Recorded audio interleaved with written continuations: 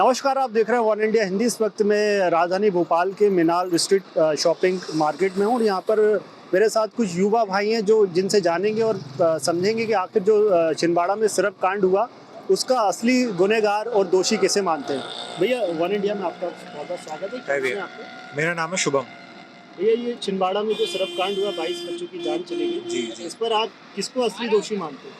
देखिए, असली दोषी तो प्रशासन ही है, क्योंकि अगर मैं आपको एक छोटा सा एग्जांपल दूं तो जो दारू बनाने में अगर इतनी सख्ती है, अगर वहाँ पर इतने स्ट्रिक्ट रूल्स एंड रेगुलेशंस होते हैं, सफाई होती है, हर चीज़ होती है, और आपने जैसे मेंशन किया था कि जो मात्रा है वो लेबर से हो सकता है कि कम ज़्यादा हो गई हो, अगर दारू में ऐसा नहीं हो रहा, जो दारू बिक रही है ठेकों में, तो दवाई में कैसे हो सकता है ना। ये कोई छोटी चीज़ नहीं है, बहुत सेंसिटिव टॉपिक है, और बच्चों की जान जाना तो सबसे बड़ा अभिशाप। मतलब मध्य प्रदेश की आज इतनी हालत ख़राब है कि आज भी हम भुखमरी से नहीं उबर पा रहे हैं। और तो दूसरा सवाल ये भी है कि मध्य प्रदेश में मतलब जब छिंदवाड़ा में जो कांड हुआ उसके बाद इलाज कराने के लिए बच्चों को नागपुर जाना पड़ा, तो क्या मध्य प्रदेश में आपको लगता नहीं तमाम ऐसी स्वास्थ्य सुविधाएं उपलब्ध हों जहां इलाज बच्चों का? देखिए, होनी तो चाहिए। मेरे father he is a doctor, मेरा फ्रेंड जो है इनके फादर भी डॉक्टर हैं, अच्छा। More than 30 years of service. तो हम उनको बचपन से देखते आ रहे हैं, हमें पता है कि उनको कितना स्ट्रगल करना पड़ता है चीज़ें प्रोवाइड करने के लिए, बट वही है कि प्रशासन से उतना कभी उनको सपोर्ट नहीं मिला। दिखाने में चीज़ें सब अच्छी दिखती हैं, पर ग्राउंड लेवल पर आज भी बहुत हालत ख़राब। मतलब पर्याप्त संसाधन नहीं उपलब्ध नहीं मिलते आज भी नहीं मिलता। उनको जितना प्रोवाइड किया जाता है उसमें ही उनको मैनेज करना पड़ता है। अच्छा, इस मामले में डॉक्टर पर भी एफआईआर दर्ज की गई, उस पर क्या सोच रहे हैं आप?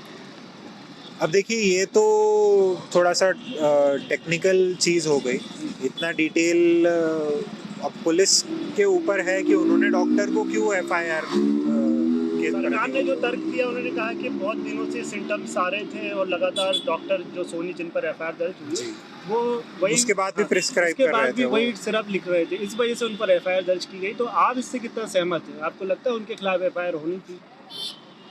देखिए, डॉक्टर जो मतलब मध्य प्रदेश के डॉक्टर हैं वो कह रहे हैं इस एफआईआर का विरोध कर रहे हैं, वो कह रहे हैं इसमें डॉक्टरों की कोई भूमिका नहीं है, वो तो जो प्रिस्क्रिप्शन होता है वो डॉक्टर लिखता ही है और थोड़े दिनों बाद उसके असर और ना असर पता चलता है। जी। तो इस पर आपकी मतलब कि क्या राय? नहीं, बट ऐसा नहीं है। देखिए, मैं बता रहा हूँ ना, मेरे फादर भी डॉक्टर हैं, मैं उनको बचपन से देखते आ रहा हूँ काम करते हुए। अगर कोई डॉक्टर कोई चीज़ प्रिस्क्राइब करता है तो ये डॉक्टर की ड्यूटी बनती है कि अपने पेशेंट को अवेयर कराए कि भाई आपको 3 दिन बाद 5 दिन बाद मुझे आना है मेरे पास और बताना है क्या क्या चीज़ें नहीं हो रही।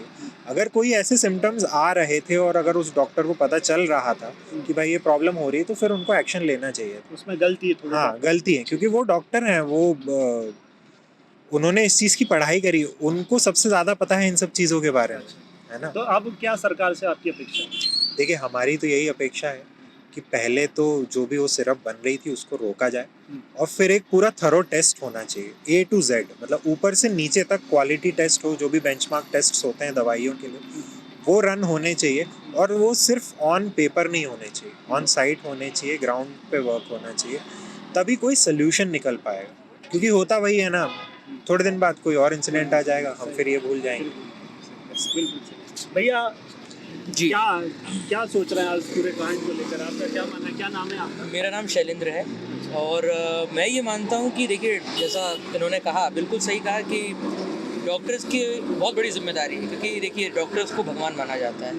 तो अगर एक डॉक्टर इस बात का ध्यान नहीं रख रहा है कहीं ना कहीं, तो ये उसकी गलती तो है, थोड़ी सी तो है, उसको एटलीस्ट अपने लेवल पे चेक करना चाहिए जो भी उनके पेशेंट्स हैं। हाँ, ये ज़रूर मानता हूँ मैं कि दवाई को बनाने में उनकी कोई गलती नहीं है, वो तो कंपनी की है, और जो सरकार ने उसको पास किया, बिल्कुल जो इंस्पेक्टर्स थे जिन्होंने इंस्पेक्ट किया उनको ध्यान देना चाहिए था, और वहाँ कुछ गलती हमसे हुई है, और उसको बिल्कुल हमें जांच करना चाहिए और उसको ठीक करना चाहिए, और ऐसा ना हो बड़े पैमाने पे, ये कोशिश करनी चाहिए कि ऐसी गलती दोबारा ना हो। क्योंकि देखिए, बच्चे हैं, बच्चे क्या कोई बड़े भी होते तो उनकी जान भी जाती, तो वो तो एक इंसान की मौत अगर है तो वो तो सभी की है, और डॉक्टर पे लांछन लगता है इस बात का। मेरे फादर भी डॉक्टर हैं, इसी वजह से मैं जानता हूँ जो इन्होंने कहा, बिल्कुल अग्री करता हूँ इस बात से, और मैं तो ये कहता हूँ कि जांच करनी चाहिए, सख्त कदम उठाने चाहिए। एक और लोगों के बीच में ये राय निकल के आ रही है कि कई बार डॉक्टर का कमीशन होता है, इस वजह से मार्केट में कुछ डुप्लीकेट दवाएं भी आ जाती है और वो भी संचालित होती है कई बार जी। मार्केट में, तो ऐसा आपको लगता है क्या होता है वास्तव में? देखिए, अब ऐसे तो बहुत कुछ हो सकता है। इतने सारे डॉक्टर्स हैं, इतनी मतलब ज़्यादा दवाइयाँ हैं, किसका क्या चल रहा है ये तो हम बता नहीं सकते। हाँ। लेकिन ओवरऑल क्या होता है कि जो जनता होती है, जनता के दिमाग में एक डर बन जाता है हाँ। और कि यार ये इस लेवल पे अगर काम हो रहा है, अगर किसी की जान चली गई, कल हमारे साथ हो जाए ऐसा, तो थोड़ा-सा वो एक छवि बिगड़ती है डॉक्टर की भी। और मुझे लगता है कि मतलब जैसे प्रशासन को भी ध्यान रखना चाहिए इस बात का, डॉक्टर्स को भी अपने लेवल पे ध्यान देना चाहिए। डॉक्टर को ये नहीं भूलना चाहिए कि उसका पर्पस क्या है डॉक्टर बनने का। वो भगवान, वो इलाज करने आया है यहाँ, तो उसको इलाज करना है। उसका मेन काम ये है। पैसा वगैरह ये जो भी चीज़ें मिल रही हैं ये बात की चीज़ें हैं, पर पहले तो भाई आपका जो मरीज़ है उसका इलाज होना चाहिए और उसको कोई तकलीफ ना हो, ये कोशिश होनी चाहिए। तो मैं ये मानता हूँ। आप असली सबको दोषी लेके। किसे मान रहे हैं इस समय? अब मैं तो ये मानता हूँ कि सबसे पहले वो जो दवाई वाली जो कंपनी थी हाँ। वहाँ से गलती हुई है, या अगर उनका कुछ कनेक्शन है प्रशासन के साथ, प्रशासन ने ध्यान नहीं दिया तो प्रशासन की भी गलती है। उनको भी सोचना चाहिए इस बारे में और इसको सुधारना चाहिए जल्द से दोनों की जल्द। बराबर गलती। दोनों की बराबर कहीं ना कहीं गलती है। अब इनके पीछे क्या उनका स्वार्थ होगा, क्या लालच होगा, अब ये अपन नहीं बता सकते, लेकिन दूर से जो हमें समझ में आ रहा है उसके हिसाब से तो हम ये कहेंगे। भैया, इस मामले में विपक्ष लगातार सरकार पर हमलावर है और वो कह रहा है कि स्वास्थ्य मंत्री उन्हें इस्तीफा देना चाहिए, तो आप उनकी विपक्ष की इस राय से कितना सहमत हैं? आपको लगता है इस कांड में जो है स्वास्थ्य मंत्री की भी गलती है, उनको इस्तीफा देना चाहिए? क्योंकि कुछ दिनों तक वो डिनाई करते रहे कि नहीं सिर्फ से किसी की मौत नहीं हुई। बाद में जब तमिलनाडु से जांच रिपोर्ट आती है उसमें खुलासा होता है कि डाई एथेनाइल जो है 48% था। तो आप इस मामले में क्या सोच रहे हैं? आपको लगता है स्वास्थ्य मंत्री को इस्तीफा देना चाहिए? उससे पहले मैं ये कहना चाहूँगा कि मेरा नाम संस्कार है और इस पे मेरी राय ये है कि सबसे पहले गलती प्रशासन की है और दूसरी गलती मैं मानता हूँ डॉक्टर्स की हैं, और जो भी कंपनी इन्वॉल्व हैं ये सिर्फ बनवाने में या फिर इनको करने में, क्योंकि कोई भी अगर सिर्फ अगर मार्केट में आता है तो सबसे पहले वो टेस्ट किया जाता है, और जो ये इंसिडेंट हुआ है उस हिसाब से ये लगता है कि प्रॉपर उसकी टेस्टिंग नहीं की गई है और उस वजह से ये चीज़ें हुई हैं। तो इसमें कोई एक की गलती मैं नहीं मानता हूँ, ये सबकी मिली भगत है, तो इसमें कोई एक बंदे का नहीं मैं बोलूँगा। और दूसरी बात, मैं अपने जो श्रोता हैं उनसे ये बोलना चाहूँगा कि कभी भी आप स्टेशनरी जाते हो, दवाई खाना जाते हो, तो वहाँ पर आप बिना कुछ दवाई के स्टडी करे या फिर बिना उस परामर्श लिए डॉक्टर के आप उसको ना लें। कभी कभी क्या होता है कि लोगों को हल्की फुल्की सर्दी खांसी होती है तो वो जाते हैं, भाई भैया ये डायरेक्ट मेडिकल के पास जाते हैं और कहते हैं वहाँ से वो अपने हिसाब से दे देते हैं। अब उनको ये नहीं मालूम रहता है कि आपको वो कितना फ़ायदा करेगी, ये कितनी मात्रा में लेना है, ये भी कोई जानकारी नहीं है, अपनी नहीं करेंगी। अब जैसे इसमें जो हुआ है, अब डॉक्टर ने जो दवाएं दी हैं, अब खैर ये गलती कंपनी की है और जो टेस्ट करता है उनकी है, मीडिएटर जिनकी है, बट आगे जाके मैं लोगों से यही बोलना चाहूँगा, मुझे बहुत दुख है इस बात का, लेकिन आपको भी सतर्क रहना बहुत ज़रूरी है। सरकार या फिर कंपनी पे आप ज़्यादा भरोसा ना करें, अपना स्टडी करें, या फिर आप बहुत ज़्यादा इमरजेंसी है तो ही अपने हिसाब से दवाई लें, ना तो कोई फर्जी जो रील्स आती हैं उन पे भरोसा करें कि ये आप ये ले लो तो आपको सही आजकल हो यूट्यूब जाएगा। और ये सब का काफ़ी जमाना चल रहा है, तो लोग रील्स देखकर भी दवाई कर क्या है कि आजकल इंस्टाग्राम यूट्यूब पे बहुत डॉक्टर आ गए हैं, तो उन लोग उनकी बात मान जाते हैं, और जैसे मैंने पहले भी बोला कि पहले आप थोड़ा सा स्टडी करें फिर जाके आप उसको यूज़ करें। यही बोलना लेकिन आपने चाहूँगा। अभी मेरे सवाल का जवाब नहीं दिया। आपको लगता है स्वास्थ्य मंत्री को इस्तीफा देने की ज़रूरत है? कि आप मतलब सहमत हैं जो सरकार के रही, जो उन्होंने अब तक की कार्रवाई की रही है, कि सरकार के लिए हमारा इसमें कोई फॉल्ट नहीं है, तो दुर्घटना कभी भी हादसे इस तरह के हो जाते हैं? मेरे ख्याल से देना तो चाहिए, बट यहाँ से बात नहीं रुकेगी, आगे चल के जो भी आएगा अगर वो बहुत नॉन करप्टेड है तो ही, मतलब 100% ये उसका मतलब आपको कोई ऐसा लग सॉल्यूशन रहा है नहीं कि है। जो भी अगला भी कोई स्वास्थ्य मंत्री आएगा वो भी इसी तरह का ही? हाँ, 100% सॉल्यूशन नहीं है। 100% सॉल्यूशन नहीं, कोई हाँ, मतलब ईमानदार बस आपके चैनल के माध्यम से यही बोलना चाहूँगा कि आप जहाँ भी जो दवाई लेते हो वो उसके पूरे प्रॉपर स्टडी करो। और सबसे पहली बात, मैं अगर सरकार से एक रिक्वेस्ट ये करना चाहूँगा कि ऐसा कोई रूल लाना चाहिए कि जो दवाई जो डिस्ट्रीब्यूट करते हैं, जो देते हैं बिना उसके, तो उस पर रेस्ट्रिक्शन लगना चाहिए कि बिना आप प्रिस्क्रिप्शन के दवाई नहीं दोगे, क्योंकि अल्टीमेटली वो कस्टमर को ही भुगतना पड़ता है। आज सरकार ने एक नया नियम भी मतलब बना दिया है कि कोई भी फार्मासिस्ट के बिना मेडिकल पर जो है दवाई नहीं बेची जाएगी, एक फार्मासिस्ट का होना अनिवार्य कर दिया। इसको भी आप किस तरह से देखते हैं? सही किया सरकार ने? काफ़ी हद तक ठीक किया है, बट जैसे हम लोग देखते हैं कि सरकार ये भी बोलती है कि हेलमेट लगाइए, तभी आपको पेट्रोल पंप मिलेगा, पेट्रोल मिलेगा, पेट्रोल में। तो भी जनता कहाँ मानती है।